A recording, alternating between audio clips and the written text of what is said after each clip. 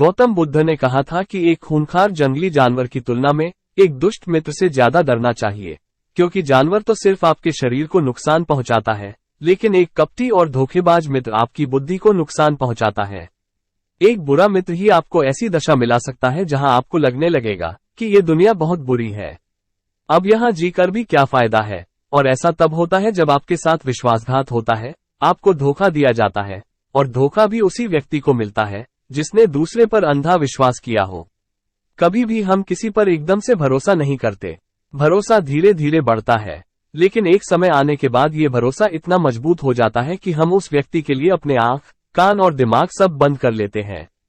और फिर ऐसी स्थिति में ही हमारा सबसे विश्वासपात्र व्यक्ति हमें इतना बड़ा धोखा दे देता है कि हमारा दुनिया पर से भरोसा उठ जाता है और हम हर किसी को शक की नजर से देखने लगते हैं। असल में देखा जाए तो ये दुनिया धोखे पर ही चल रही है। हम अपनी जिंदगी में कभी ना कभी, कहीं ना कहीं, किसी ना किसी को धोखा देते रहते हैं, और दूसरे लोग भी हमें धोखा दिए जा रहे हैं। दूसरे धोखा दे तो बात समझ भी आती है, लेकिन हम तो वर्षों से खुद को ही धोखा देते आ रहे हैं। हम स्वयं को ऐसी ऐसी बातें समझा देते हैं जिससे हमें सच्चाई का सामना ना करना पड़े और हम इस छोटी सी दुनिया में ही खोए रहे। धोखा या विश्वासघात दोधारी तलवार की तरह होता है। हमें लगता तो है कि हम सामने वाले को धोखा देकर उसे मूर्ख बना रहे हैं, लेकिन ये धोखे की तलवार आज जितनी गर्दन सामने वाले की काटती है, भविष्य में उतनी ही गर्दन हमारी भी काटती है। दोस्तों, आज की इस बौद्ध कहानी के माध्यम से जानेंगे कि हम खुद को धोखे या विश्वासघात से कैसे बचा सकते हैं, और वीडियो के अंत में हम ऐसी 10 निशानियों के बारे में भी जानेंगे जो एक धोखेबाज और झूठे व्यक्ति में पाई जाती है। एक युवा व्यक्ति पहाड़ की चोटी से कूदकर आत्महत्या करने जा रहा था। जैसे ही वो पहाड़ी के शिखर पर पहुंचा, वो जोर से चिल्लाया, ये दुनिया इतनी बुरी क्यों है, यहाँ सब स्वार्थी क्यों है, अब मेरे जीने का कोई फायदा नहीं। उसी पहाड़ी के शिखर पर एक बौद्ध भिक्षु अपनी ध्यान साधना में लीन थे। इस युवा व्यक्ति की तेज आवाज को सुनकर वे ध्यान से जागे। उन्होंने देखते ही समझ लिया कि युवा व्यक्ति यहाँ आत्महत्या करने आया है। वो व्यक्ति पहाड़ी से कूदने ही वाला था कि बौद्ध भिक्षु उसका हाथ पकड़कर उसे पीछे खींचते हुए बोले, क्या हुआ, आगे का रास्ता खत्म हो गया क्या? युवा व्यक्ति ने कहा, कैसा रास्ता, यहाँ तो कोई रास्ता ही नहीं है, मैं तो यहाँ से कूदकर आत्महत्या करने वाला हूँ। बौद्ध भिक्षु ने कहा, मरना तो एक दिन सभी को है, लेकिन तुम्हें इतनी जल्दी क्यों है? युवा व्यक्ति ने कहा, क्योंकि ये दुनिया रहने लायक नहीं है, यहाँ सब स्वार्थी है, सब धोखेबाज है। मैंने जिस पर भरोसा किया, सभी ने मुझे धोखा दिया। मेरे सगे भाई ने मुझे धोखा दिया, मेरे मित्रों ने मुझे धोखा दिया, लेकिन आज तो हद ही हो गई।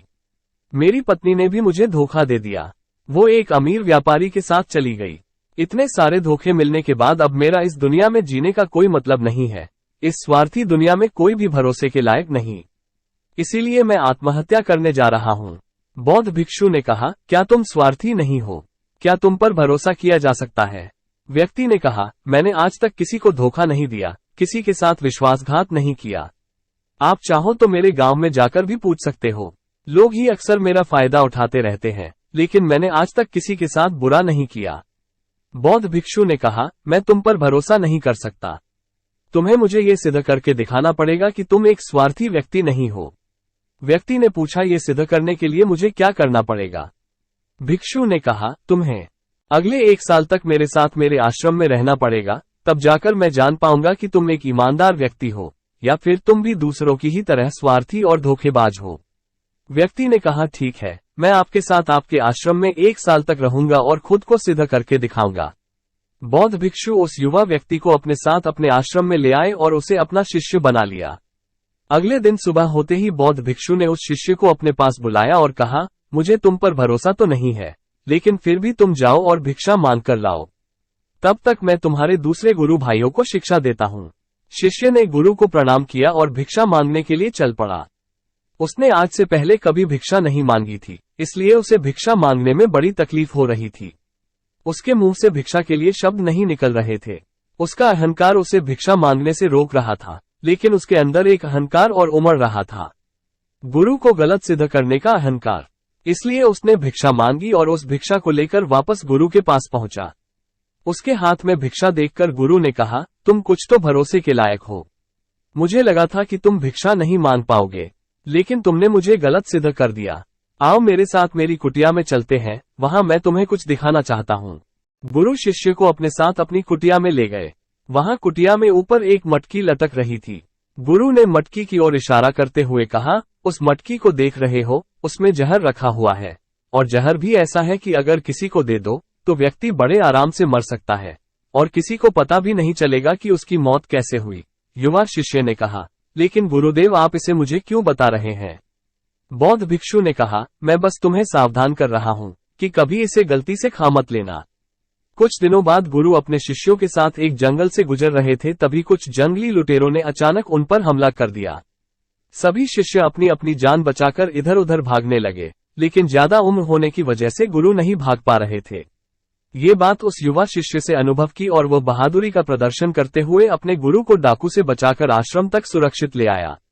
आश्रम पहुंचकर गुरु ने उस शिष्य की सभी के सामने बहुत प्रशंसा की और कहा, तुम सभी लोगों से अच्छा तो मेरा यह नया शिष्य है, जिसने अपनी जान पर खेलकर मेरी जान बचाई और मुझे सुरक्षित यहाँ तक ले आया। आज से मुझे इस पर पूरा भरोसा है। उस दिन के बाद से हर सुबह जब भी गुरु उससे मिलते तो उससे एक बात जरूर कहते, मुझे तुम पर पूरा भरोसा है। धीरे धीरे गुरु का शिष्य पर भरोसा बढ़ता चला गया, और वो इतना बढ़ गया कि गुरु ने एक दिन शिष्य को अपने पास बुलाया और कहा, मेरा कोई पुत्र नहीं है, लेकिन तुम मेरे पुत्र जैसे ही हो। अब मेरी उम्र हो चुकी है, मैं बूढ़ा हो गया हूँ, इसलिए मैं चाहता हूँ कि मेरी मृत्यु के बाद इस आश्रम की बागडोर तुम अपने हाथों में ले लो। शिष्य ने कहा, गुरुदेव, अगर आपकी यह इच्छा है तो मैं आपकी खुशी के लिए ये जिम्मेदारी भी उठाऊंगा।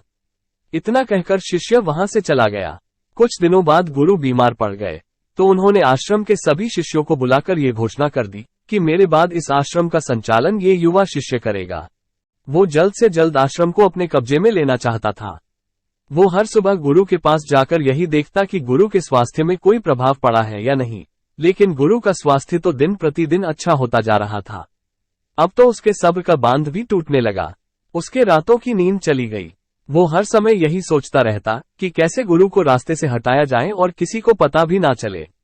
कभी सोचता कि गुरु को नदी में धक्का दे देता हूँ, लेकिन अगले ही पल उसे ख्याल आया कि गुरु तो अच्छे तैराक है, वो तैरकर बाहर आ जाएंगे। फिर कभी सोचता कि गुरु को गला दबाकर मार देता हूँ। सब जानते हैं कि मैं गुरु का भरोसेमंद शिष्य हूँ, इसलिए मुझ पर किसी को शक भी नहीं होगा। लेकिन फिर वो सोचता कि अगर थोड़ी सी भी चूक हुई तो इससे बात बिगड़ भी सकती है। मुझे कोई ऐसा तरीका ढूंढना होगा जिसमें गुरु की मौत भी हो जाए और सभी को यही लगे कि यह एक स्वाभाविक मृत्यु थी, और भगवान को यही मंजूर था। एक दिन वह युवा शिष्य गुरु के पास उनकी कुटिया में बैठा हुआ था। तभी उसकी नजर ऊपर लटक रही मटकी पर पड़ी। उसे याद आया कि गुरु ने कहा था इसमें जहर है, और जहर भी ऐसा है जिसका किसी को पता नहीं चलता। उसने सोचा कि यही सही रहेगा, ये जहर गुरु को दे देता हूं और किसी को पता भी नहीं चलेगा कि उनकी मृत्यु कैसे हुई। फिर पूरे आश्रम पर सिर्फ मेरा नियंत्रण होगा। अगले दिन उसने चुपके से गुरु की कुटिया से वो जहर चुरा लिया और उसे गुरु के खाने में मिला दिया। गुरु ने वो खाना खा लिया और रात में सोने चले गए। लेकिन जब सुबह हुई तो पूरा आश्रम जागा पर गुरु नहीं जागे। शिष्यों ने गुरु की कुटिया में जाकर देखा तो पता चला कि गुरु की मृत्यु हो गई है। जब ये बात उस शिष्य को पता चली तो वो अंदर ही अंदर बहुत खुश हो गया और आश्रम को अपने नियंत्रण में लेने का काम शुरू कर दिया। उसी आश्रम में गुरु का एक सबसे पुराना शिष्य भी था। वो अपनी कुटिया में गया और वहां से एक औषधि ले आया और वो औषधि गुरु को पिला दी। थोड़ी ही देर में गुरु की चेतना लौट आई और वो एकदम स्वस्थ होकर बैठ गए। ये सब देखकर उस युवा शिष्य के पैरों तले जमीन खिसक गई। वो बुरी तरह घबरा गया। गुरु ने बाकी के सभी शिष्यों को अपने अपने कामों में वापस भेज दिया और उस युवा शिष्य को अपने पास बुलाकर कहा, क्या तुम अभी भी विश्वास करने के लायक हो? क्या तुमने मुझे धोखा नहीं दिया? क्या तुम स्वार्थी नहीं हो? वो गुरु के चरणों में गिर पड़ा और बोला, पता नहीं यह अपराध मुझसे कैसे हो गया। मैंने आज से पहले तो कभी किसी को धोखा नहीं दिया था। लोग ही मुझे धोखा देते आए हैं, लेकिन पता नहीं क्यों और कैसे मैंने आज आपको धोखा दे दिया। गुरु ने कहा, तुम मुझे धोखा दे ही नहीं सकते थे, क्योंकि मैंने तुम पर कभी भरोसा किया ही नहीं था। मैं किसी भी इंसान पर भरोसा नहीं करता। मैं केवल उसी पर भरोसा करता हूं जो मैं अपनी आंखों से देखता हूं। मुझे तुम्हारे अंदर लालच दिखाई दे रहा था और ये लालच भी मैंने ही तुम्हें जानबूझकर दिया था, क्योंकि कोई भी व्यक्ति केवल 3 कारणों से ही किसी के साथ विश्वासघात करता है। पहला स्वार्थ, दूसरा लालच और तीसरा ईर्ष्या। उस युवा भिक्षु ने गुरु से पूछा, लेकिन गुरुदेव मैं खुद को इस स्वार्थ, लालच और ईर्ष्या से कैसे मुक्त रख सकता हूँ? गुरु ने कहा, खुद को पढ़ो, खुद को जानो, खुद के भीतर उतरने का प्रयास करो। इंसान के भीतर बड़ी संभावना है, वो खुद को कुछ भी बना सकता है। कोई कुछ भी हो सकता है और जब तुम में कोई बदलाव आए तो खुद के भीतर झांक कर यह जानने का प्रयास करो कि तुम क्यों बदल रहे हो, कौन तुम्हें बदल रहा है, ये बदलाव अच्छा है या बुरा। खुद का आत्मनिरीक्षण करने का प्रयास करो। गुरु के ये शब्द सुनकर शिष्य ने उनके पैर पकड़ लिए और कहा, गुरुदेव, मैं आपका शिष्य बनकर रहना चाहता हूँ और यह ज्ञान प्राप्त करना चाहता हूँ कि मैं कौन हूँ, क्या हूँ। गुरु ने कहा, हमारे आसपास ऐसे बहुत से लोग हैं और ऐसे बहुत से लोग हुए हैं जो इस बात की मिसाल है कि उन्होंने अपने स्वार्थ, लालच और ईर्ष्या के बस में आकर कभी भी किसी को धोखा नहीं दिया, किसी के भी साथ विश्वासघात नहीं किया। धोखा इंसान तभी देता है जब उसे लगता है कि जो वो कर रहा है उसे कोई देख नहीं रहा और भविष्य में भी किसी को उसका पता नहीं चलेगा और जो वो कर रहा है वही सही है। हालांकि पकड़े जाने के बाद खुद को बचाने के लिए वो तर्क दे देता है कि मैं तो कुछ कर ही नहीं सकता था, मेरे पास यही रास्ता बचा था, मैं मजबूर था। लेकिन हर धोखे के पीछे की सच्चाई यही है कि व्यक्ति उसे जानबूझकर अपने फायदे के लिए करता है।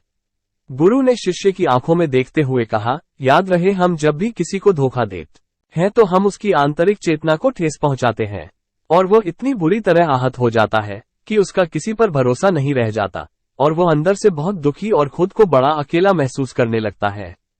इसीलिए अगर तुम चाहते हो कि तुम्हें कोई धोखा न दे पाए तो अपनी आंख, कान और दिमाग को खुला रखो। लोगों पर भरोसा तो करो, लेकिन इतना भी भरोसा मत करो कि वो तुम्हारा फायदा उठाने लग जाए। हमेशा अपने सबसे महत्वपूर्ण कामों का नियंत्रण अपने हाथ में रखो और कभी भी अपने जीवन की बागडोर किसी दूसरे के हाथों में मत दो और बीच बीच में खुद की भी जांच पड़ताल करते रहो कि जिस धोखे से तुम बचना चाहते हो कहीं वैसा ही धोखा तुम तो किसी दूसरे के साथ नहीं कर रहे हो। और अगर फिर भी तुम्हें कोई धोखा दे तो निराश मत होना, क्योंकि हर एक धोखा इंसान को कुछ ना कुछ सिखाकर ही जाता है। धोखा खाने के बाद इंसान पहले से भी कहीं ज्यादा सतर्क और समझदार हो जाता है।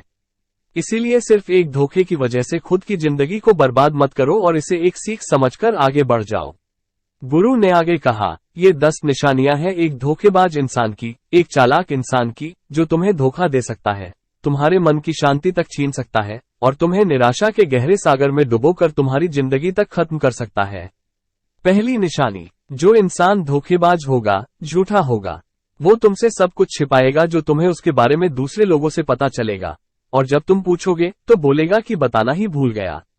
उसके साथ बहुत लंबा वक्त बिताने के बाद भी तुम्हें उसके बारे में कुछ खास पता नहीं होगा कि वो तुम्हारे बारे में सोचता क्या है, उसके जीवन में क्या चल रहा है।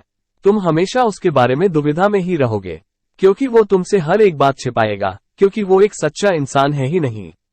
एक सच्चे इंसान को कोई परेशानी नहीं होती अपने बारे में बताने में, वो लगभग हर एक बात तुम्हारे साथ साझा कर लेता है। लेकिन जो धोखेबाज होगा वो बड़ी सावधानी से चलता है। तो ये बात हमें गौर करनी चाहिए कि जिस इंसान के साथ हम रिश्ते में हैं, जिसे हम अपनी जिंदगी सौंपने वाले हैं, जिसके साथ हम प्रेम का, विश्वास का सौदा करने वाले हैं, क्या वो अपनी पूरी जिंदगी हमारे साथ एक खुली किताब की तरह साझा करता है या नहीं, या वो हमसे चीजें छुपाता है। अगर वो छुपाता है तो वो इंसान एक बहुत बड़ा धोखेबाज है। दूसरी निशानी, जो इंसान धोखेबाज होता है और जिसका हमसे सच्चा प्रेम नहीं होता, उसे हमारी परवाह कभी नहीं होती। हम चाहे उसकी कितनी परवाह कर ले, कुछ भी कर दे उसके लिए, लेकिन उसे जरा सी भी परवाह नहीं होगी और ऐसा एक बार नहीं बार बार देखने को मिलेगा। लेकिन हम इसे देखकर भी अनदेखा कर देते हैं, ये हमारी गलती है। और सच आंखों के सामने होते हुए भी उसे देख नहीं पाते, ये हमारी कमी है। अगर हम थोड़ा होशपूर्वक देखने का प्रयास करें तो हमें पता चलेगा कि उसे हमारी कोई परवाह नहीं है। तीसरी निशानी, जो इंसान धोखेबाज होता है वो बहुत बड़ा झूठा भी होता है। उसकी खुद की बातें ही खुद से मेल नहीं खाती, उसकी जुबान बार बार बदलती रहती है, वो अपनी बातों पर खरा नहीं उतरता, लेकिन हम उसकी झूठी सच्ची बातों में फंस जाते हैं, इसलिए हम उसे पहचान नहीं पाते। चौथी निशानी, एक धोखेबाज व्यक्ति हमारे सामने तो हमारी चापलूसी और झूठी प्रशंसा करेगा, लेकिन वो कभी भी हमारी पीठ पीछे या दूसरों से हमारी प्रशंसा नहीं करेगा और हमें इज्जत नहीं देगा। हम चाहे उसके लिए मर ही क्यों न जाए, लेकिन वो कभी भी हमारी प्रशंसा नहीं करेगा और हमें उतनी अहमियत कभी नहीं देगा जितनी हम उसे अपनी जिंदगी में देते हैं, क्योंकि वो एक दिन हमें धोखा देने वाला है, तो हमें बहुत बड़ा धोखा मिले, इससे अच्छा है कि हम पहले ही सावधान हो जाएं। पांचवी निशानी, वो क्या कहते हैं उस पर ध्यान मत दो, बल्कि वो तुम्हारे साथ क्या करते हैं उस पर ध्यान दो, क्योंकि बातें कहना बड़ा आसान है लेकिन करना बड़ा मुश्किल। अधिकतर लोग इन्हीं बातों पर आकर फंस जाते हैं।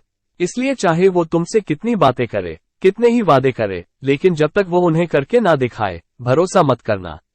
छठी निशानी, ये अक्सर प्रेम संबंधों में देखने को मिलती है कि एक धोखेबाज व्यक्ति अपने से प्रेम करने वाले को ऐसे लेता है कि सामने वाला हमेशा उसके लिए उपलब्ध रहने वाला है। वो कहीं नहीं जाने वाला, यहीं पड़ा रहेगा। उसके लिए वो ना इज्जत देता है और ना ही सम्मान। और अगर उनसे सम्मान की भीख मांगी जाए तो और भी बेइज्जत करते हैं। अगर किसी रिश्ते में किसी से गिड़गिड़ाना पड़े, उससे भीख मांगना पड़े कि मुझे अपना समय दो, मुझसे बात करो, तो इससे घटिया रिश्ता और कोई हो ही नहीं सकता। जिसको तुमसे सच्चा प्रेम होगा, वो खुद चाहेगा कि उसका ज्यादातर समय तुम्हारे साथ बीते। जिससे तुम्हें समय की भीख मांगनी पड़े, समझ जाओ कि उसके अंदर तुम्हारे लिए कोई प्रेम नहीं है। सातवीं निशानी, उसके पास हर काम के लिए समय होगा, लेकिन तुम्हारे लिए कभी भी समय नहीं होगा। वो अपनी जिंदगी में तुम्हारे लिए कुछ भी नहीं छोड़ेंगे, लेकिन तुम्हें कभी भी छोड़ देंगे। वो तुमसे बात तभी करेंगे जब उनका मन होगा, ना कि तब जब तुम्हें उनकी जरूरत होगी। वो तुम्हें तो किसी दूसरे इंसान से बदल सकते हैं, लेकिन तुम्हारे लिए कुछ भी नहीं बदलेंगे, ना अपनी आदतें, ना अपना स्वभाव और ना ही अपना आराम। आठवीं निशानी, वो कभी भी तुम्हारे प्रति समर्पित और प्रतिबद्ध नहीं होंगे कि चाहे कुछ भी हो जाए, हम तुम्हारे साथ हैं, चाहे कैसा भी समय हो, हम तुम्हारा साथ देंगे। वो केवल अपनी शर्तों पर तुम्हारे साथ रहेंगे, और अगर उन्हें थोड़ी सी भी तकलीफ हुई तो वह चले जाएंगे, क्योंकि वो अपने आराम से बाहर आकर तुम्हारे लिए कभी भी कुछ भी नहीं करने वाले। नौवीं निशानी, वो तुम्हें हमेशा दुख पहुंचाते रहेंगे, कभी जानबूझकर, तो कभी उन्हें पता भी नहीं चलता कि वो तुम्हें कितना दुख पहुंचा रहे हैं, और तुम्हारे दिल को ठेस पहुंचती रहेंगी। जो इंसान तुमसे सच्चा प्रेम करता है, उसके साथ तुम्हें खुशी महसूस होगी। उसके साथ रहने पर तुम्हें ऐसा लगेगा कि जैसे तुम हल्के होकर हवा में उड़ रहे हो। और अगर तुम एक धोखेबाज, गलत इंसान के साथ रिश्ते में हो तो तुम्हें सब कुछ भारी भारी और बोझिल लगेगा। ऐसा लगेगा जैसे कुछ ठीक नहीं हो रहा। तुम्हारे अंदर से यह आवाज आएगी कि ये रिश्ता ठीक नहीं है तुम्हारे लिए। पर अगर तुम उसे सुनकर भी अनसुना कर देते हो, तो ये तुम्हारी गलती है। 10वीं निशानी, तुम उनकी जिंदगी में कहीं नहीं होते, कोई विशेष जगह नहीं होती है तुम्हारी उनकी जिंदगी में। वो जब चाहे, बड़ी आसानी से तुम्हें अपनी जिंदगी से निकाल बाहर कर सकते हैं, और उन्हें कोई फर्क भी नहीं पड़ेगा। अगर तुम्हें भरोसा नहीं है और सच्चाई जाननी है उनकी, तो कुछ दिनों के लिए उनकी जिंदगी से गायब हो जाओ। उन्हें जरा भी फर्क नहीं पड़ेगा, बल्कि वो तो और खुश हो जाएंगे। ये अच्छा हुआ, मुसीबत गई हमारी जिंदगी से, अब हम और आजाद हैं। अब हम जो चाहे वो कर सकते हैं।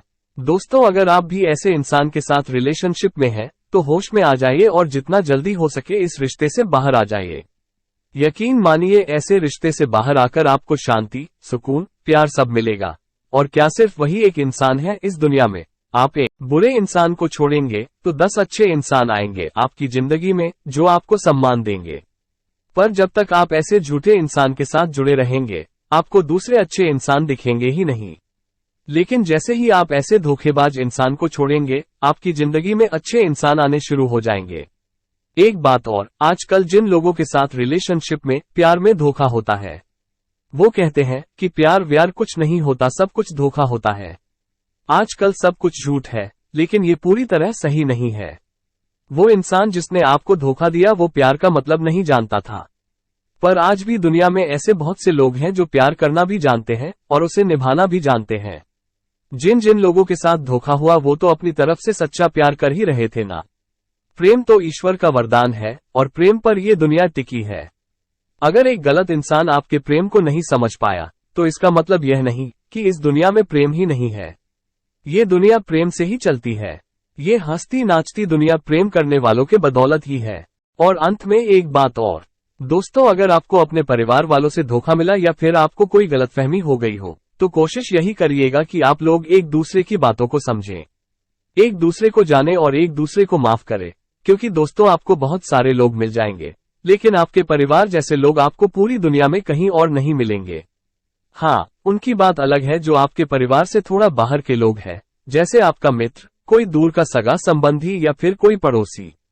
लेकिन परिवार के लोगों को माफ करने में ही समझदारी है।